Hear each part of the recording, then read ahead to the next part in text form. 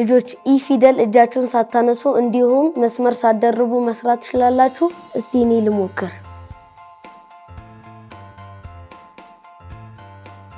መስመር መደረብ ስለማልችል ተሳስቻለሁ። እስቲ ሌላ ልሞክር።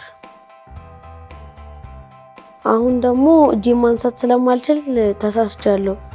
እስቲ እናንተ በየቤታችሁ ናችሁ ወረቀት አውጥታችሁ ሞክሩት። በኋላ ትክክለኛውን መልስ ይዤ እመለሳለሁ።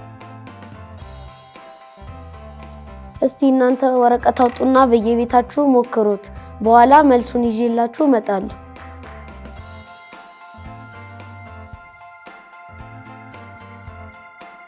እሺ ልጆች በየቤታችሁ ሞከራችሁ? አሁን ትክክለኛውን መልስ አሳያችኋለሁ።